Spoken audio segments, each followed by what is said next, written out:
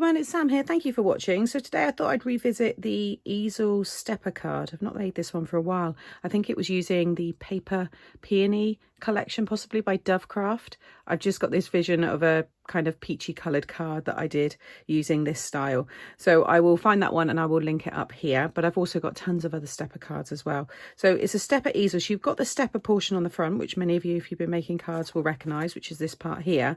But you add this extra panel and then you've got your easel there. You've got all your space on the back to write your message, and then it folds down like so, so it will go into a 6x6 envelope. It's a nice straightforward one. You don't need any dies to make this card, so let's get started. So I'm using my Halloween paper collection here. So this is the paper pad, and I've also focused on the ephemera, and for the sentiment I've taken it from my stickers here. Just to show you some other cards that I've made with the focus on the ephemera, there's this fun one here, which is over on my Made to Surprise YouTube channel. So it's that slide and reveal style card. And then I did these two not too long ago on this channel, and these are your little bendy, pop-up bendy cards using the ephemera again. So this one again, just show you how they work. Really popular. People have enjoyed making these with a spooky background. So you've got your purple and your oranges, and I'm kind of doing that again today. Showed you the purple one there, and today we're going to do the orange one. I've also got this one as well, which is Twist and Pop. So this is again on my Made to Surprise channel, which has a focus using dies for all these fun folds. Okay, so I kind of was laying out my scene there, my prep before the video. So you need to cut yourself a piece of cardstock that's 6x12, and we'll start off with the scoring on this one actually. So 6x12, and you want to score at 1 inch, just down to 1 inch. So just look at your marker on the side there, 1 down to 1, and then flip it over, and again 1 down to 1. It's easier to do it that way than to keep it like this and hover your stylus and make sure you get it straight. But what you can do now is, I flip that back over, is just go back over now that, so it's got the score lines in the right direction. Next you want to rotate it so those two score lines are at the top, and you're now going to score from the end of that score line, so it'll be at 1 inch, but from the end of what you've just done down to 9 inches. So all the way down there to 9. Okay, and then again this one's going to be at 5, but you want to hover it over so you get to the end of that score line that you previously made, and again down to 9. Then you want to flip it back again, or turn it, so you've got your original 1 inch, and you should now have these long score lines here as well. You then want to score at 2, just down to that score line, and just to make it easier, if you flip again, score at 2, just down to that score line, and then flip it back again and just go over that one. Okay, you're going to do that again at 4 inches, so 4 inches just down to that score line, flip it over, and again score, flip it back, and then I like to just go back over that one. Then you're going to score at 6 right the way down, and then you're going to score at 9 just to that end of that score line. So you should be joining it up. If it doesn't quite join, pop it back this way again and just bring it down further. If you've gone past the 9 inches, you can just turn it over, and actually I did score right across here originally, but you can just rub it out. Just put a little bit of pressure on it, and it will certainly get rid of the bump, and if you're using pattern papers to cover and things, then you won't notice it. So we just done that one at 9. Again, you want to flip and do the 9 again, just joining it, flip it back like so. Next you want to fold it in half down that 6 inch fold, and before I get rid of the scoreboard, take this one here. This is your piece of 5.5 by 6, and along the 5.5 side just score at 5. Okay, so we folded it in half, but you want to have the side where you've got the end of that 9 inch score line. So you've got your 9 inch marker here. Have it facing that way first, because if we cut this way, I don't want you cutting right down here because it will go past where we need to. So if we cut from this side first, and you're just going to cut right down the score line there, just pinch your card together. You don't want it kind of shifting across, but you're just cutting to the end there. And then again, you can open this up and just use a cutting knife and go right down, but I know not everybody likes to use them, so I try to show it this way. So now if you open it up, you'll see your cut lines on this side, but we need to now go right down to the end. So if you just open it up, and you can just go in there then and just continue that down right to the end there. and again on this side, like so. Okay, so now we've cut right down there. Now you want this so you've got like this, well, it would be the T side, or the T shape. You want that down towards you. These two folds here need to be mounting folds. Then the next ones will be valley folds. Then mounting folds again. And then valley folds. Now as you start pulling these ones down, this one will be the mounting fold because you'd already done it. And then these last ones will be mounting folds.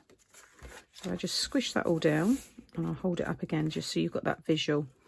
So you want to start off with these two, so you've got your mounting folds, down to valleys, then mountains, valleys, finish, or with that, the last three will be mounting folds. Okay. Now it's quite bouncy, but because we're doing this as an easel card, this stopper will stop that kind of falling flat, kind of quite open. But give it a good burnish as well on the all these other score lines here. And that will help keep it down a little bit as well. There we go. Okay, so now to pop this piece on. So just fold and burnish this one. Now, depending on where you want your message, you either can stick this on the back, like so, or on the inside. If you stick it this way, you will see the join. So I've been sticking mine on the back, even though I'm having this as my space for my message as well. I don't think it matters that people can see the join, but it does then mean that from the front, visually, you don't see any of that.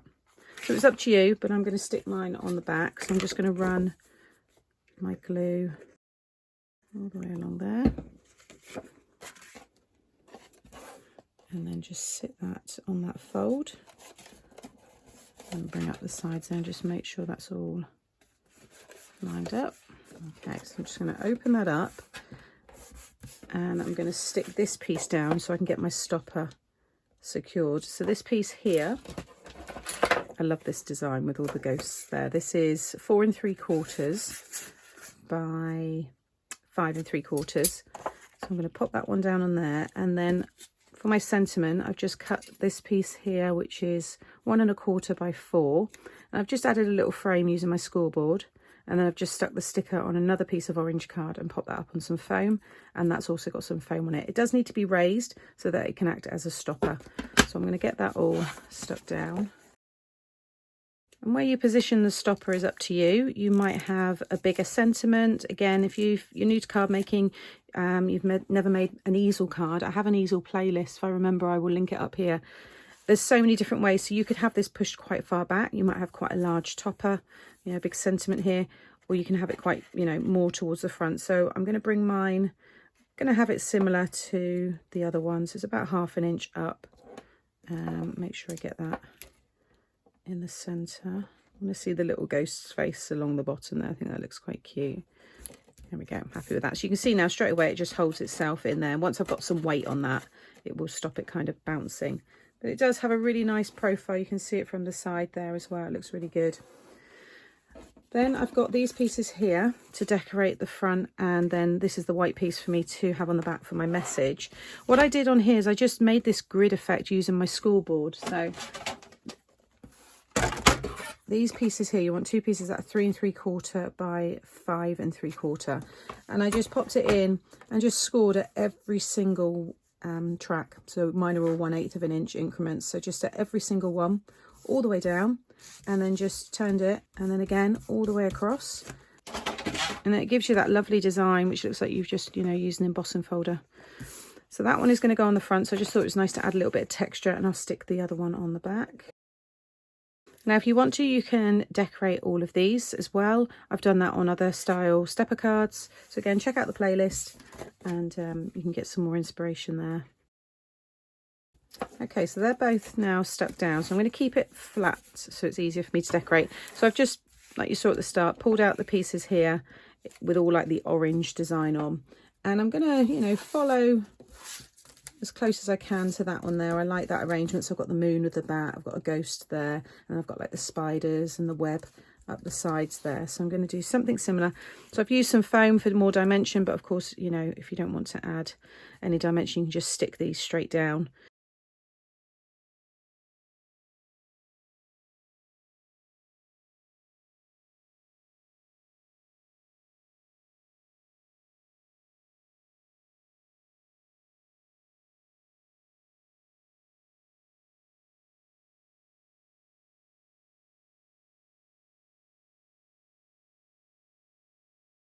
there's the card all finished. I'll just hold it out that way, but I want to add some of the glow in the dark paint. You can't see it on this one because obviously it's daytime, but all of these kind of spots here are glow in the dark paint, and they do work. They're really, really good.